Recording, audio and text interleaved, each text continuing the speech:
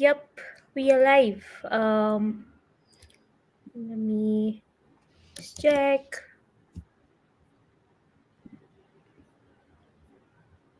Cool. Yeah, looks like we are live and people are joining in.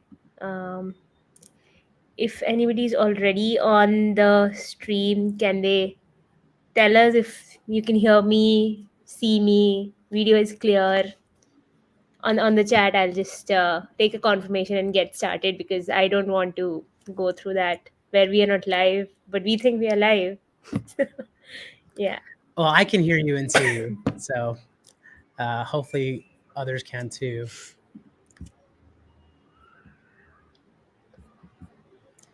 I'm thinking I probably should have signed up for StreamYard before because I'm just a Yeah, I think guest in people are here right now. still starting to join in, so we will wait for a while. Okay, 15 people have joined. That's great.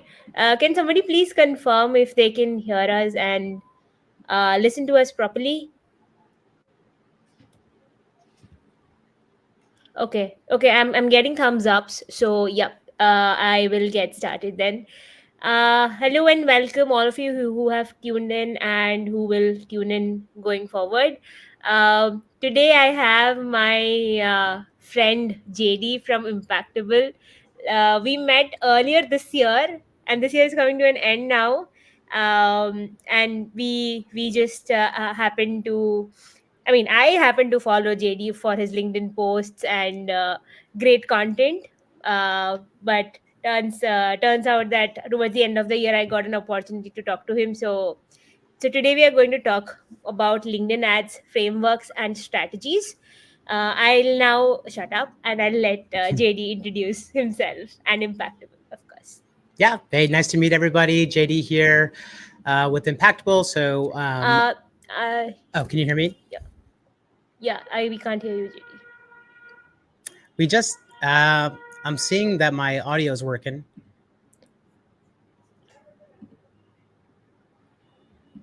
Let's see. I'll keep talking and you tell me if it's coming through. Yeah, I can hear you now. Yeah. Okay. Yeah. I promise I'm much better on Zoom calls. But yeah, so JD, I run strategy at Impactable. We're a LinkedIn ads agency. So we do other things too, but primarily our focus is on LinkedIn.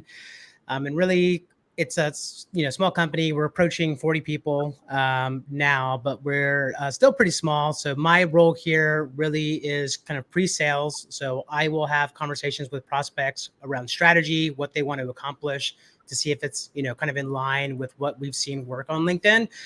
And then on the back end, I also help with strategy and then higher level, high tier accounts. So I do some account management still, just because I have people that I've worked with that I have a really great relationship with, and I'll probably still work with them for many more years. But outside of that, I do more kind of advising and then training for our teams internally on how to leverage best strategies. And there's some things that are pretty consistent across the board for everybody. So if anybody asks me a question, I could give them, a pretty consistent answer. And then there's many other things that really just depend on the scenario and understanding the different variables that go into that on what is the right decision. And that's where I come in to help. Right. Right. That's great, JD. But what do you actually do? I mean, what Impactable does with companies? Just in two lines, if you can tell me. Yep. So Impactable helps companies advertise more efficiently on LinkedIn. So if you're running ads now, or you want to market on LinkedIn now, whether that's demand generation or lead generation, you could buy our mistakes instead of making your own, because your mistakes will probably cost you much more. That was a very simple explanation for a complex thing that early stage marketers like me usually take it to. But now coming forward to the next question is that there are so many ad formats, right? And whoever is trying to venture into the ad sphere for the first time, it's it's confusing at the first, and second they think about how do I optimize my expense, my lead so much, given that there is so many complexities to LinkedIn ads itself. So if you can list down how to approach LinkedIn ad formats for targeting. Yep. Yeah, so you want to break up LinkedIn. When you think about going to LinkedIn, there's a few things you want to figure out first. So I'll answer the question about the format, like what different ad formats, but those are just different tools that you can use. Like first, you need to figure out if you can actually do the job. So there's four key areas that I look at when I have conversations with people to help determine whether or not they should go all in on marketing with LinkedIn. So the very first thing is around targeting. Can you identify your target audience on LinkedIn? And is that target audience active on LinkedIn? So if I wanted to target, let's say, I don't know, cardiologists, um, I can find them on LinkedIn, but they're not going to be super active, right? So if I'm selling like a medical software to specialties like pulmonary, cardiology, nephrology, if I want to target cardiologists specifically, I'm going to struggle with that because while they're identifiable, they're not that active on the platform. The other side of this is let's say I want to target companies that are using a specific technology. Like I want to target companies that work or use ServiceNow or use a particular data set or tool. LinkedIn has great native targeting, but it doesn't include everything. So I would have trouble using LinkedIn's native targeting to find them. So I'd need to procure a list off of the platform. So the first thing is targeting. Can I find the people either using LinkedIn's native targeting or using an outside list? And are they active on the platform? That's number one. Two is you want to have product market fit. If you are a startup, if you have a new service that you're coming to the market with, and you haven't already tested this with your market, if you start by running paid ads, it is a very expensive lesson to learn to figure out whether or not that's going to be a fit. Now, you can do it, but the expectations for what you're going to get from the platform are much, much different. So you want to make sure that you have product market fit. If you don't have product market fit, then your expectations for what you're trying to accomplish are going to change because you're going to use paid ads as a vehicle to determine that. The third bit, and this is a little bit harder to figure out because it really just depends on the individual business economics, but it's can you achieve ROI? And this can be broken down into two just easy categories: lifetime value, average deal size. If you are an established business and maybe you've grown through word of mouth or it's been founder led or just you have partners, whatever, and now you're trying to scale past that, and you want to look at paid marketing as a vehicle to be able to do that. It's going to be really important for you to know whether or not you could actually make your money back.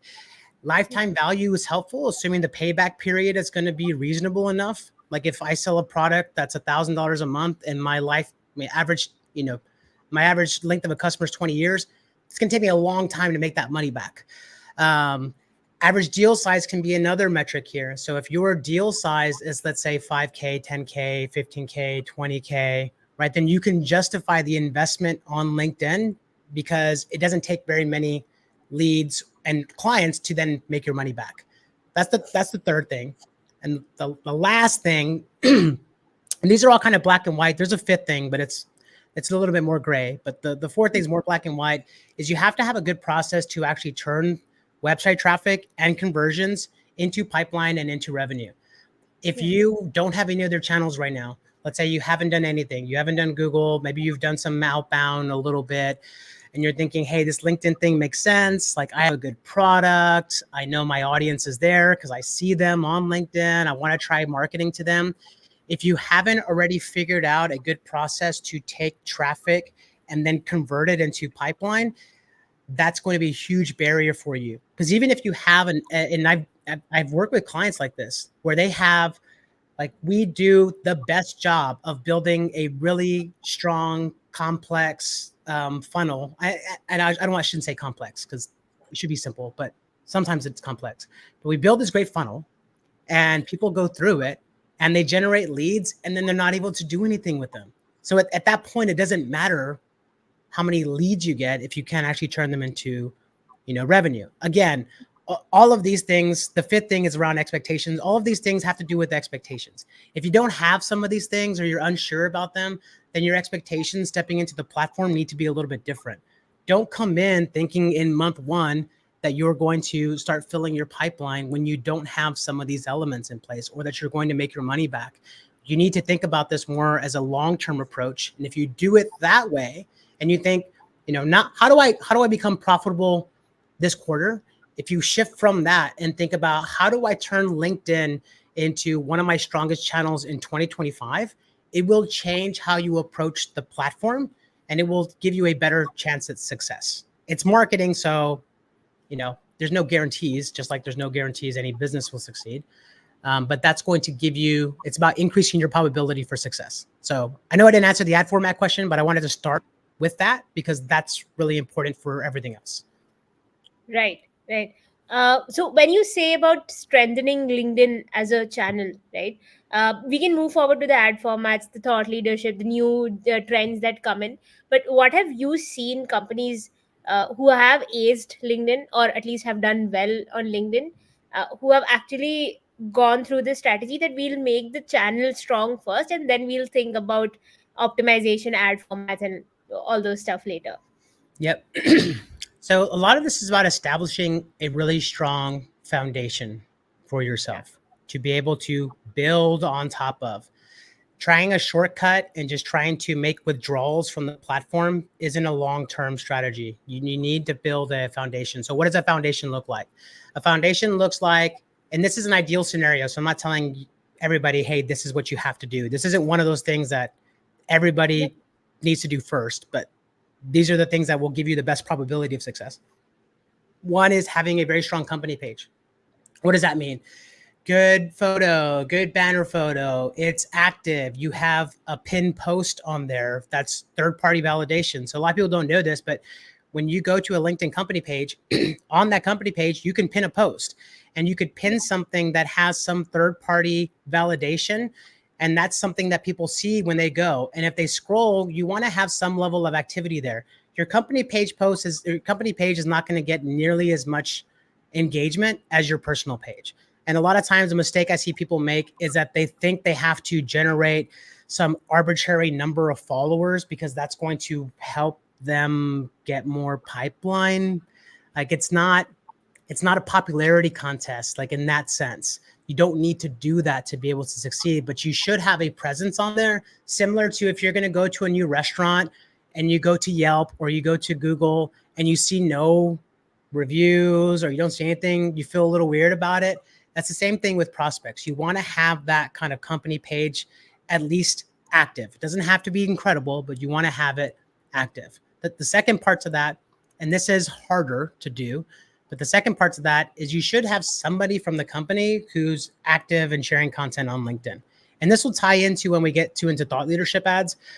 But that is a huge point of differentiation, is having that just constant organic presence on LinkedIn, as well as that engagement. That is a huge lever that you have for your marketing efforts. And that's always been the case. This was the case before you could promote posts. This has always been true, but it's even easier now to be able to leverage that type of content. So I don't know if that answers your question. Yeah, it does actually. So we'll come to the organic posting part later, towards the end. But now we'll move forward to the thought leadership ads, right? That is something that I have been hearing for over 6-7 months now. But I've largely seen posts coming on my timeline and on my LinkedIn feed, but I really don't know how to use them. And as much as I've talked to other people, they're also a bit, I mean, I am myself a noob about it, like how we Gen Z's call, not knowing anything about noob about it. A lot of people are like that, that they know what it is, but how to use it, how to redirect it into the channelizing the ad format as a actual revenue source, right? So if you can shed some light from basics to that a little bit of advanced level for noobs like me. So Yeah. Yeah, so let's cover the basics first. So what are thought leader ads? Thought leader ads are personal posts from an individual that, if formatted correctly, and I'll touch on this in a little bit because I have a horror story about this. If formatted correctly, you can then take those posts and run them in your paid ads campaign as in-feed content. So it's like sponsored content, it's like single image, it's like video. You can run those in the feed, but you're promoting that post. So that's thought leadership ads. company page posts and boosting has been around.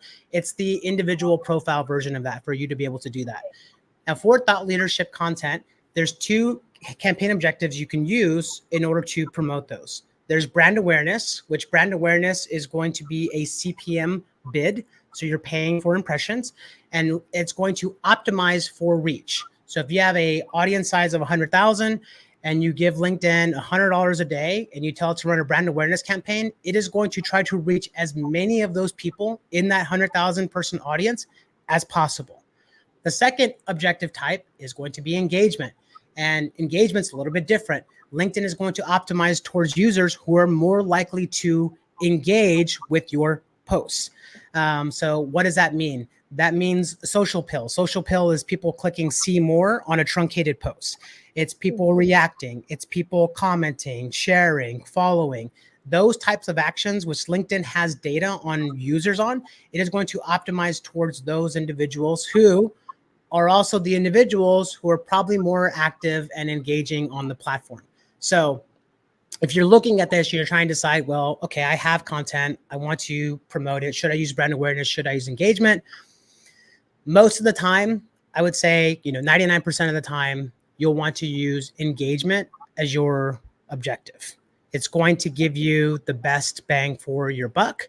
And it's also going to help you generate more social proof on those posts that will also help with performance. So think about this.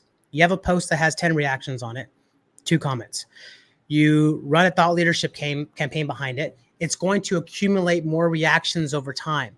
So I have some like that now that we're posting for us. And it started off with maybe like 50 or 60 reactions. And now it's over 100 over the course of about a month and a half.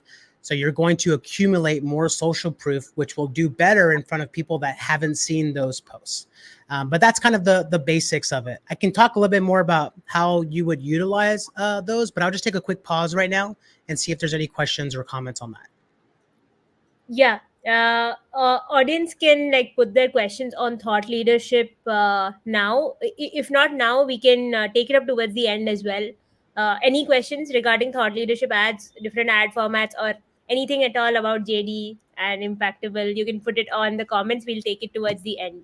Um, yeah. So actually, I have a question as a follow up to it. Since you mentioned that engagement should be the North Star metric here, is it one building block to a larger goal of getting quality leads, or is it only just for engagement?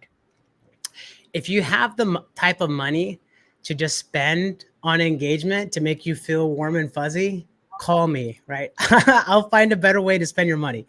No, this everything. So a little bit of context here. We're a scrappy startup. We weren't funded. Every dollar we put into marketing for ourselves had to serve a purpose. Everything that I talk about or that we'll talk about is coming from this mindset where we're trying to be as strategic and efficient as possible. Using an engagement objective for these thought leadership serves a larger goal of generating pipeline and generating revenue. It's just a different tactic that you use and part of this. Now I can unpack that a little bit.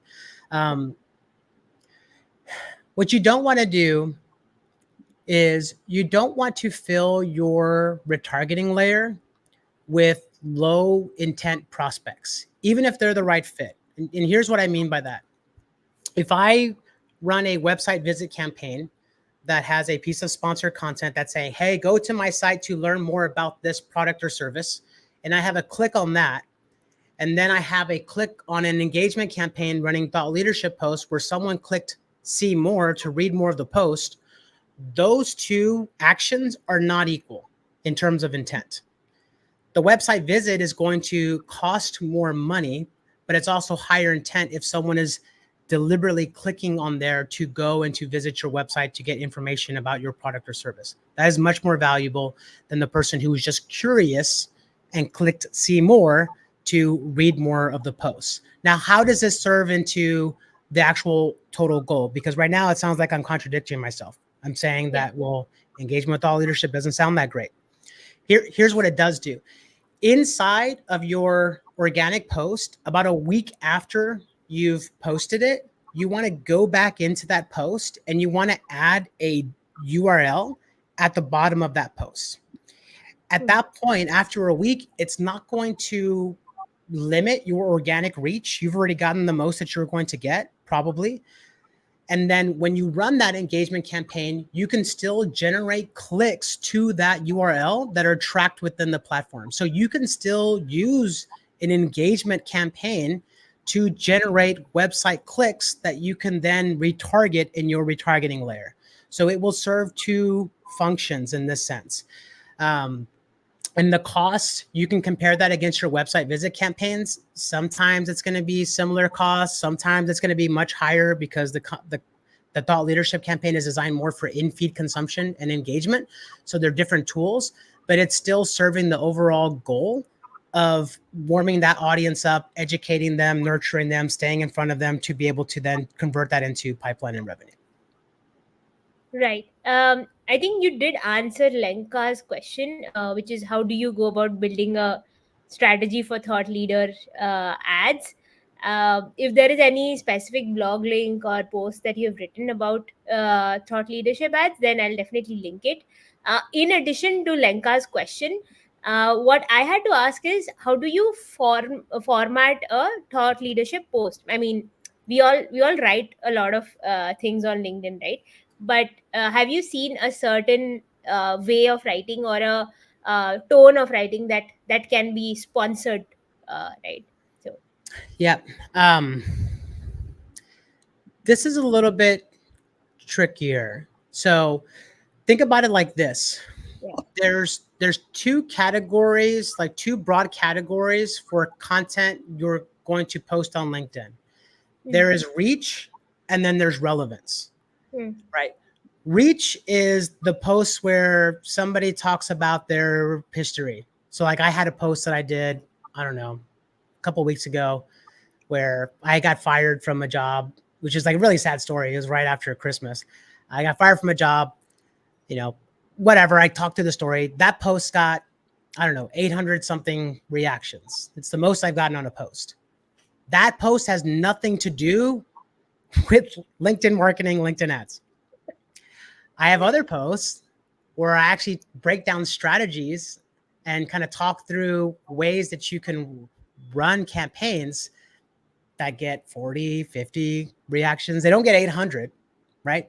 But those are the ones that are more relevant for my purpose. So when you think about thought leadership content, you think about it in terms of reach and relevance, right? What is the content that is going to resonate most with my audience? Now, I can't tell you what that's going to be, but that's an iterative process. It's taken me a while to get to that point. And I know part of what we want to talk about today is maybe like what type of content will help you, reach, higher levels of impressions or maybe even generate inbound. So we'll talk a little bit about that, but I'll give a little bit of insight because this has to do with the thought leadership content. It's around actionable content, like the content that somebody can take and can take action on today.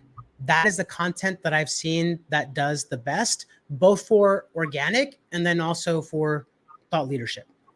mm, right. Understood. Yeah, I think the part where you've written a sad story about getting losing a job and all of that. So one day we just started writing something about ABM. You make this sequence. You use this tool and all of that. The next day we uploaded a crocodile chasing a deer video, and that had some 500 times more impressions than the funnel of explaining how ABM should be done. Yep. So yeah, I think that was very relatable. So I had to mention this story. So now going forward to our ad formats and the funnel that we are looking for. Now ad sequencing can be different for different audience, right? But I'll specifically stick to a very smaller audience, which is less than 10K, and that is something that you also write about. And my audience is also quite smaller stage marketers and startup marketers. So how do I optimize LinkedIn targeting for an audience which is less than 10K? And if you can introduce ad formats, tones, writing styles, creatives, it'll be helpful. Yeah, go Yep. ahead. All right, let me drink some water before this. I might go on a little rant here. Okay. I posted about this, so I'll look. I think I did a thought leadership strategy post too, so I'll need to check and see.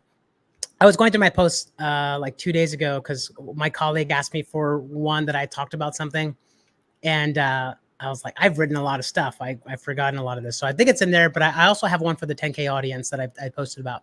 But here's a short like summary before we get into the details. With a small audience, a 10K audience size, it is going to be very, very difficult to build a traditional funnel, meaning you have your cold layer content where you generate engagement and then you funnel those people into your middle of funnel campaigns where you run the majority of your content, and then you funnel another time into a bottom of funnel. It is very hard to do that with a small audience. Now, all of this depends on how active that audience is, because if you're targeting people that are very active, this could be easier. But in general, a 10K audience is going to be difficult to build a traditional funnel. So what you have to do is you have to flip the funnel.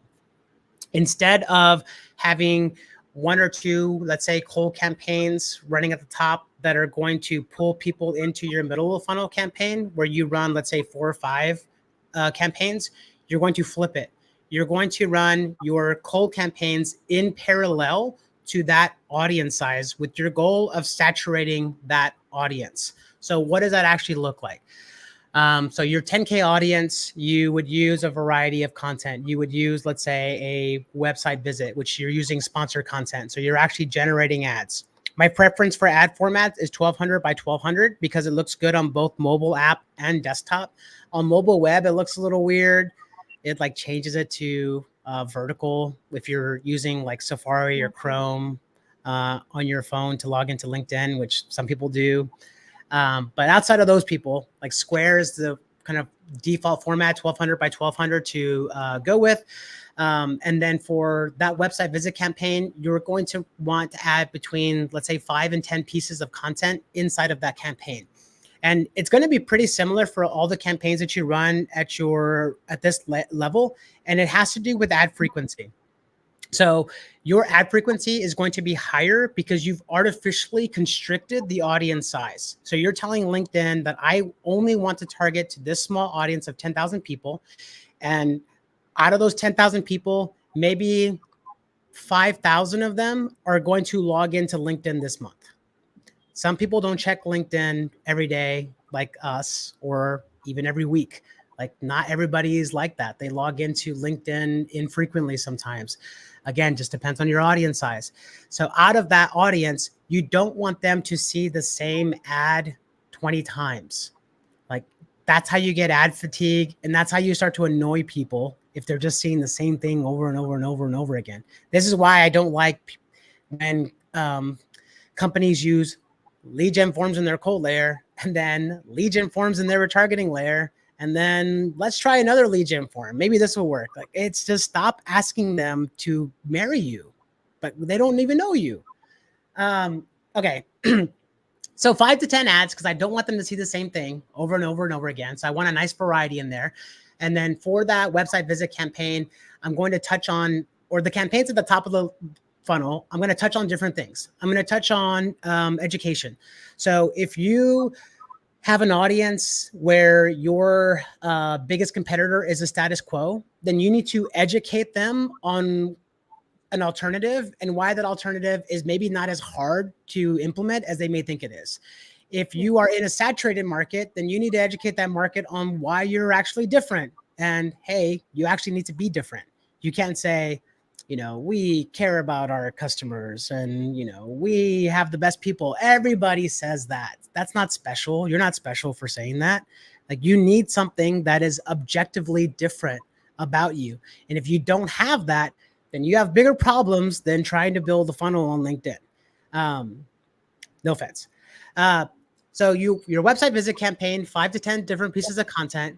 You probably run a thought leadership campaign in parallel. We'll talk about how this actually flows, but thought leadership campaign, engagement campaign. I'm not going to use brand awareness because it doesn't matter because there's only 10,000 people. So I'm not going to optimize for reach when like I'll reach them anyway. I may run a video piece of content. And then for video content, because I'm going to get more opportunities by having a higher ad frequency, I can get away with having a longer video. In general, if I have a larger audience size and I'm running video at the top of my funnel, I don't want a video that's a minute or 2 minutes long. Like, you are going to struggle to get people to first watch that and then struggle to get people into your retargeting layer. Because you're asking someone, let's say you have a 2 minute video, you're asking somebody to, at a minimum, before you even retarget them, at a minimum, stop scrolling for 30 seconds and watch your video. And people have short attention spans and there's other things they want to look at, right? So like, if in this campaign where we have 10,000 individuals and our ad frequency is going to be higher, we're going to get more chances for them to consume the video. So if they didn't watch, let's say it's a minute video, if they didn't watch 15 seconds of it or 30 seconds of it on that first attempt, you'll get more chances. So same thing, I would run multiple videos in a video views campaign. In that layer, I would keep the video maybe 30 seconds to a minute. I would add captions to it. Don't do the SRT file upload. If you do the SRT file upload with a video, because you need to have subtitles or captions, because most people don't have audio turned on. And if you don't have Yeah. captions, they're not going to know what's going on. But if you use the SRT file, what it does is it overlays the captions on the the video progress bar, and it makes it hard for people to see. So don't do that. Add your own captions and make sure you add a little bit of space from the bottom so that it shows up easier for people to read. And if you don't have video content, it's one of the harder ones to, produce, as opposed to just, single image content. If you don't have, 3 or 4 different videos that you can run, then take your 1 or 2 videos, use different ad copy, use different headlines. But your point is, you want a little bit of a variety in this campaign as well. Yeah. So those are 3 campaigns we have right now: engagement, thought leadership content, website visit, video views. You can run something else like company page content. So maybe not a, alligator chasing a deer, or maybe it was a deer chasing an alligator. I don't know. Maybe not that. But if you have content that's like third-party validation, that maybe events that you've done, that you've posted from the company page that already has engagement behind it, and that would be the key here. You want things that already have reactions and comments. Then you could run that as a brand awareness campaign inside or in parallel. So you have kind of these 4 campaigns that are running, in parallel to this 10K audience size. Now, this is your initial top layer. So far, all we've talked about running in this layer has been image or video content. You can supplement this too by running things like text ads. Text ads are my favorite thing to use. They are super cheap, because if you do them as a website visit campaign and you do manual bidding, you only pay when somebody clicks on an ad. Text ads very much look like ads. They're desktop only, but they very, very much look like ads, and people don't click on them. So I have accounts where I've generated tens of thousands, hundreds of thousands of impressions, and I've spent less than $100. It's awesome. So you may supplement with something like text ads, and then you may also supplement with something like dynamic ads. And dynamic ads would either be spotlight ads or follower ads. And if you don't know what those are the ones where you see your face next to like a company logo with a little, thing next to it.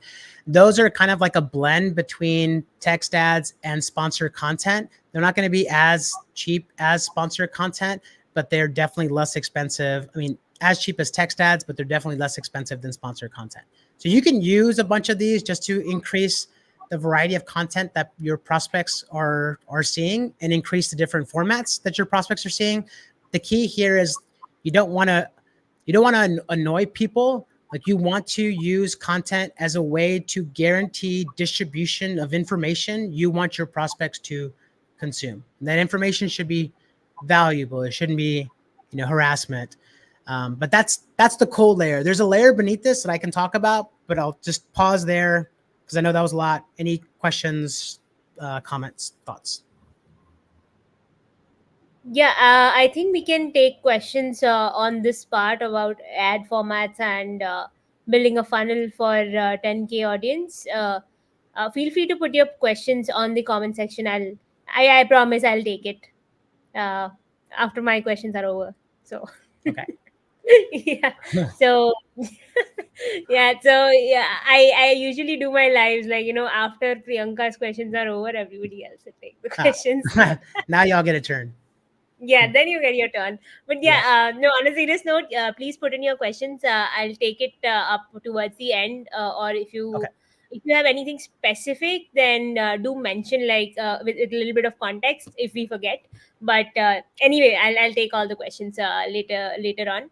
Now, coming towards you know optimize LinkedIn ads, right? Like, to usually what people have a notion is that the CPM is quite high, right?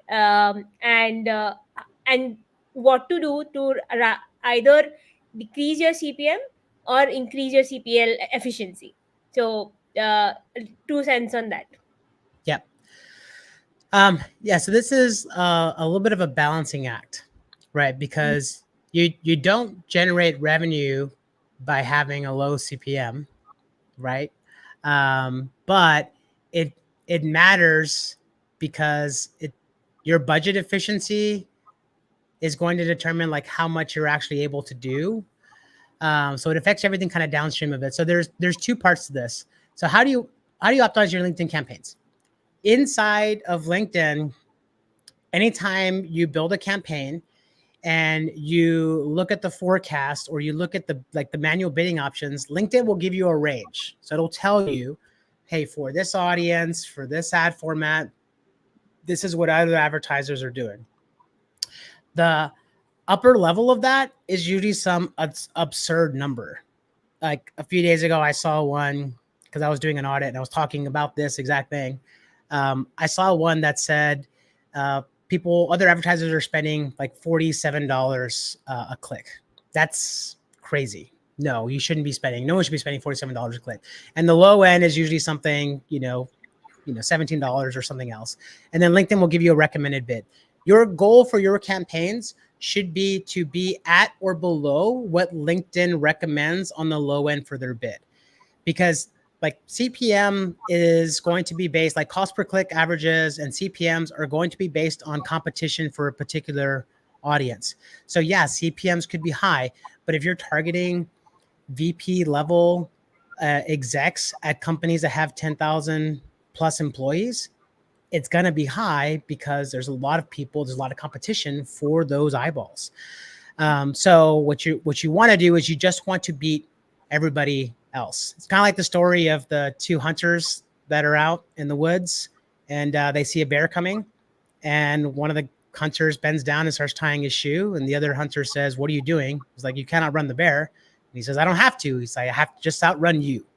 Right? So this is a similar scenario, right? You may not be at a CPM or CPC that you think is like great, but you want to do better than others. So how do you optimize that? What are some of the things that you can look at in order to optimize your actual costs? There's a few levers that you can pull here to fix that. One of them is going to be your audience engagement. So a lot of mistakes I see are around audience targeting. There's some easy things that people do, like they use or operators instead of and. So they'll say, I want the C-suite or VP level, or I want people that are in business development. Yeah. Like Yeah. it should be and. So some of these could be easy, like fix your actual audience targeting, go through, vet that, and make sure that it's actually accurate. The other thing is if you are doing that, LinkedIn aggregates all information a user has listed as current on their profile. So my profile, for example, has 3 positions listed as current. It has Impactable, it has Modern Moses, which is, I was doing some consulting before and then I got too busy and I couldn't do it anymore.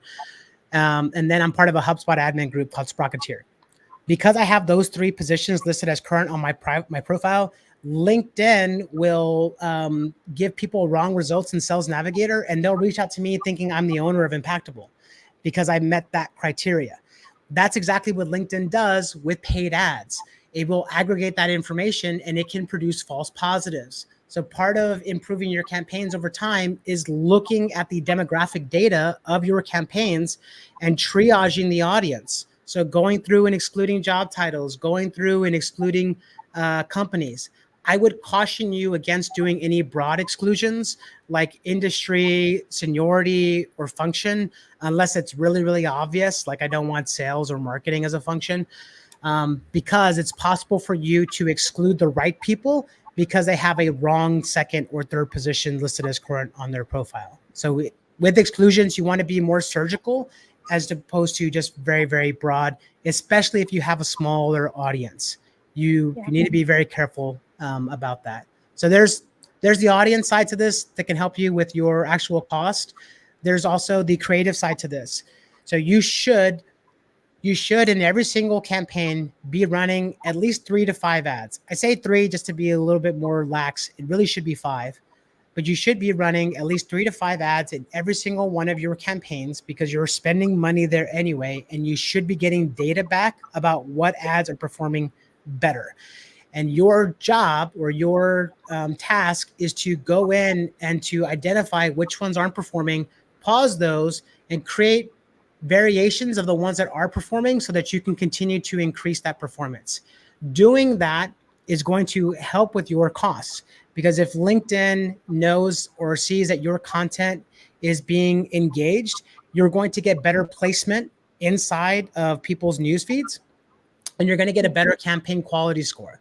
Campaign quality score is something separate. We could, I don't know, we'll have time to talk about, but basically campaign quality score is going to be for any campaign that's using sponsored content and manual bidding, like let's say website visit campaign. You have to export the campaign performance from Campaign Manager into a CSV file to go find your campaign quality score, which will be somewhere between a 1 and a 10. And whatever that campaign quality score is, your bid amount is multiplied by that campaign quality score. And that's the number that is used in the auction. So let's say Priyanka has a great campaign quality score. Her score is 10, and she's bidding $5 right now for, to show an impression. I'm doing terrible. My campaign quality score is a 1, but I'm bidding, $10 for this, or let's say $40. I'm going to bid $40 for this. My actual bid is the 1 times 40, which is 40. Priyanka's bid is the $5 times 10, which is 50. She will beat me. She will win that impression, and she will pay way less for it than I would pay because she has a better campaign quality score. And this has to do with ad relevancy. How relevant is your content for the audience that you're showing it? And it's based on your actual engagement that you get on those assets. So all audience, bidding, targeting, ad relevance, these are all different levers that you have to be able to improve those costs. Right, right. I think that was quite comprehensive. The the depth of running that campaign manager is quite clear. Like you have gone through that so well, because generally, where whatever posts I read about LinkedIn ads, they're not as deep and as executionary in nature as what you talked about. So that's great. I have one last question, but I'll keep it towards the later part of the show. Okay. We have a couple of questions. So what would you prefer, using LinkedIn native form to capture lead information or a website form? You need to test both. So here's pros and cons. LinkedIn native forms are easy for people to do. You click on it, your information pre-populates. Hopefully you're requiring a work email address. And if you're not, you need to, because they're not going to check the Hotmail email that populates there. But it's easy for people to do. Their information pre-populates. They don't have to leave the platform. So pro, also kind of con, because it's easier. Pushing them to a website where they have to go and manually fill out the information, there's more friction involved in that. So those leads typically are better quality than the ones that are inside of LinkedIn. All of this depends. There's not this one or that one. You should test both. So if I were testing this, and let's say I'm running a high intent layer as part of my campaign, I would probably build 2 campaigns. I would build a lead generation campaign where I have the native form. Yeah. And then I would build a website visit, not a website conversion campaign. I know it sounds like the right one because it's called website conversions and I want conversions on my website, don't ever pick that one. The website conversion campaign takes away your ability to control bidding. So website conversion campaigns for manual bidding is automatically going to enable enhanced bidding, which LinkedIn defines as being able to bid 45% higher than your bid amount for a high value click. What is a high value click? It's a click that leads to a conversion. How does LinkedIn know if someone is more likely to convert? They don't. You Yeah. have to generate enough conversions for the machine learning to actually know what to look for. And nobody, especially if you're a new marketer or kind of going into this, nobody's going to generate enough conversions for LinkedIn to actually do that. So don't use website conversion, use website visit, but run those two in parallel and compare the quality of the lead form submission to the website conversion submission based on one, fit, which if your audience targeting is good, then it should be okay. But none of this is ever perfect. And then two, like if those actually show up for meetings, turn into pipeline. But you should test both of those if you have the budget to do it. Right. I hope that answers your question. The next question we have is, how relevant is the objective we choose to what we are trying to achieve? Can I choose brand awareness as the objective if I'm actually trying to get meetings booked? The logic being to get more volume of impressions and consequently clicks to the website. Yeah. The objective is really, really important. This is one of the challenges that a lot of new advertisers have with LinkedIn is that the campaign objectives names don't always align with what they're actually doing. What you need to understand with them are two things. You need to understand what is LinkedIn optimizing for this campaign, and two is how you're being charged in that campaign. So as an example, for lead generation campaigns, Hmm. a lead generation campaign, you might think that you only get charged when somebody clicks to open a lead form. Not true. For lead generation campaigns, you get charged if someone opens the form, someone clicks on the company page, somebody reacts to the post. You get charged for everything. So it's understanding how you're charged or how you're billed and what it's optimizing for are really, really important when you're deciding what objective you want to use. So let's go back to the question here in the example about brand awareness. Should I optimize for brand awareness because I want to generate the most amount of traffic? And in order to do that, I need to reach the most amount of people. It depends. If you have a asset that has a click-through rate above 1% from a website visit campaign. So let's say you're running a website visit campaign to start because you're trying to drive website traffic. So that's what you do. You run a website visit campaign. That campaign has a click-through rate above 1%. It is probably going to be cheaper for you to run it as a brand awareness campaign instead of a website visit campaign. So in that scenario, you would change it to brand awareness so that you could reach more people because the content that you have is doing a great job at driving website traffic. So you want to change the optimization, but you only want to do that after you verified that the content is actually achieving what you want it to do. And it's important to note too that CTR is calculated differently in the LinkedIn dashboard. For brand awareness campaign, CTR is calculated by any engagement that happens with that asset. So this could be them clicking on the LinkedIn company page, them clicking to the landing page, them reacting on it. It's going to count all of that towards the CTR. Whereas a website visit campaign is only going to count clicks to the landing page towards that CTR number. So clicks and CTR are defined as chargeable clicks. And because chargeable clicks vary depending on campaign objective, you have to manually do the math of figuring out which one is more efficient, which is why I say it's better to start with website visit campaign. And if you're getting above a 1% CTR, then to shift to brand awareness. Because if you start with brand awareness and you haven't verified that yet, you still need to make sure you have the right content. But then you also need to adjust the CTR to look at the actual clicks to the landing page, which is what you're trying to accomplish. Right, right. I hope that answers your question, Anurag. Before we move forward, I have a couple of questions asking if there will be a recording to this session. Yes, there will be a recording to this session on my feed as well as on Factors YouTube channel. I'll link the YouTube link on the comment section after we are done. So yeah, that's one thing.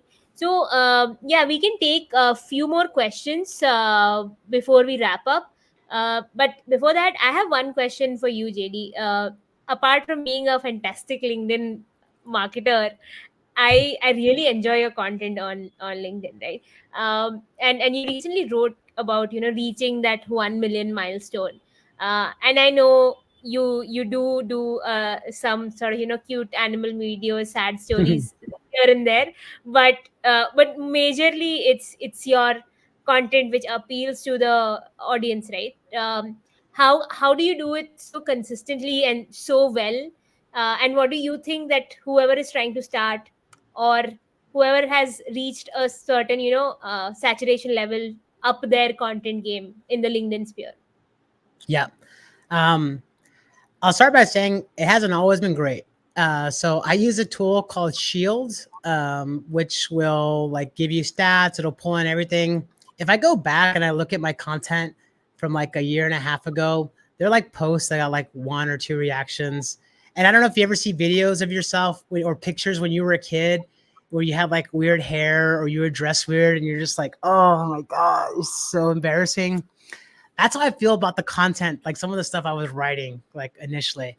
Um, you just have to start. Like you have to start, and it's like I'm not going to give you some insightful piece of wisdom really here because like it's really just like you just got to start doing it. You're probably going to suck at first, but the good news is probably not a lot of people are going to see it. So if you write something that is not great, don't worry. The algorithm is not going to promote that. So not a lot of people are going to see it. But you need to start. You're going to suck at first. And you can Uh, delete it later.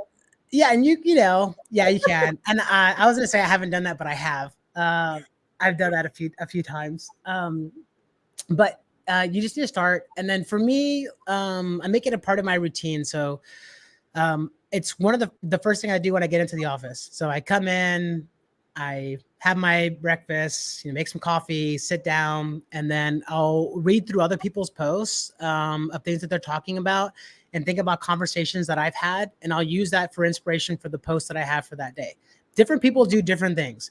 I'm not somebody that pre-plans everything. Every single post I write, like it's something that I thought about that day. Um, or something that kind of peaked it. But you just have to start, and then you find your voice. One of the girls on my team, Hannah, she's a really awesome girl. I hired her about 10 months ago. I've been working with her, developing her, and we were talking a little bit about this before, where it's really like the consistency of this that will get you to the point where like your content starts to improve. Like this consistency has helped me so much in other aspects of the business that are not related to just organic content. It's helped me tremendously there. And in terms of like what content I've actually seen do very well, it's the content that gets into like the nitty gritty, that's actionable, that things people can actually go and execute and use today. I've made it a point to kind of show this a little bit. It's not super pretty, but I have like all of these different strategies that I've, just kind of like written out on a piece of Yeah. paper. I started just kind of collecting these and building these. I'm sure it's at some point it'll be maybe a little bit prettier, but I've committed to at least once a week doing something like this where I actually break down, a strategy.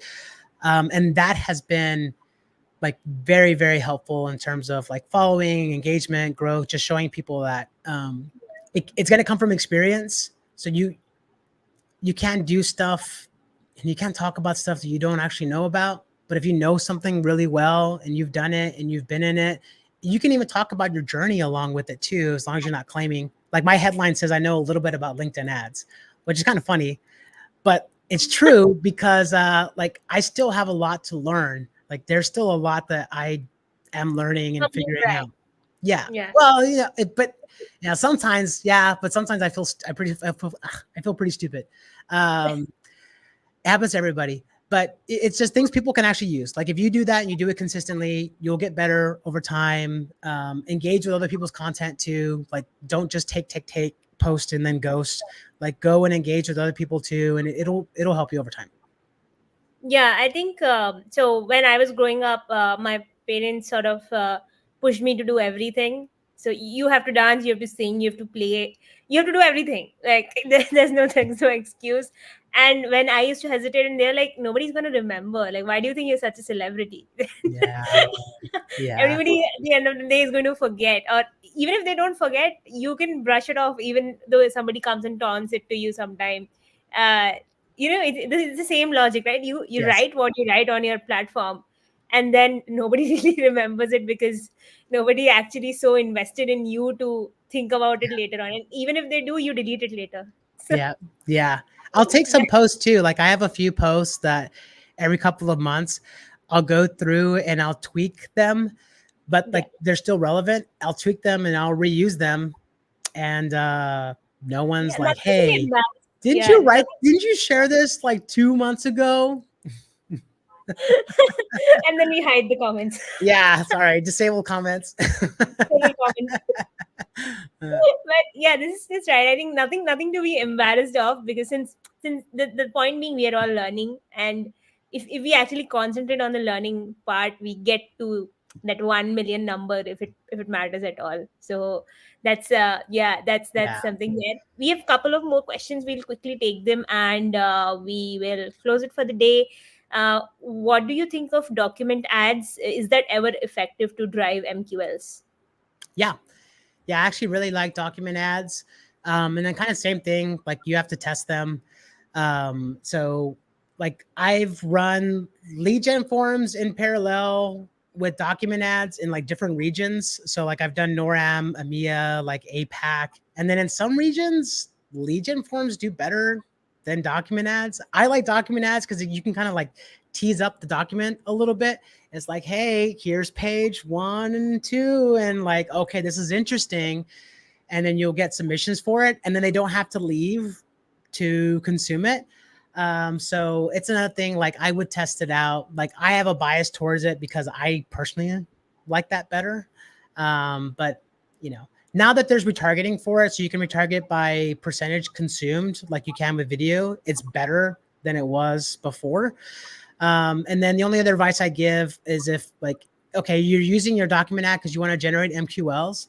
But if this is like a resource that like you just dug out and you're like, oh, let's use this thing that we made, a year ago and see if we can generate MQLs, like don't gate that.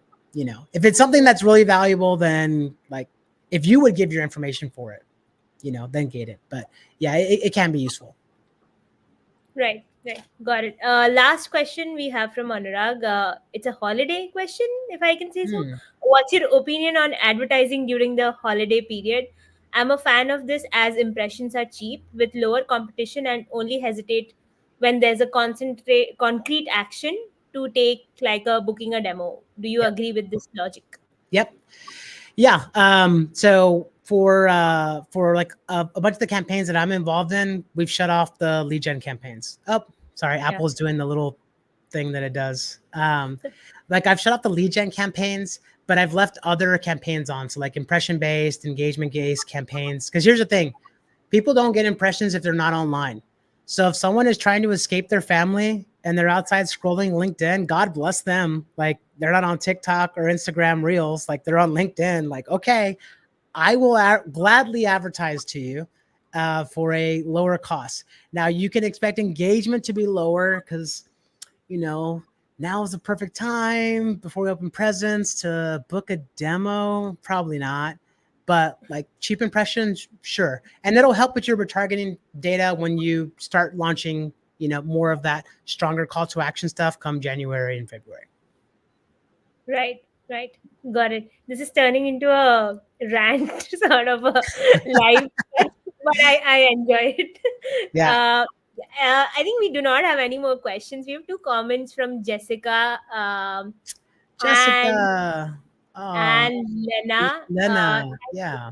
Yeah, thank you so much for this. I really like compliments and I like to highlight highlight it on the screen itself. So thanks for joining in, and I hope you liked my jokes more than JD's actual stuff that we are here to do the live for.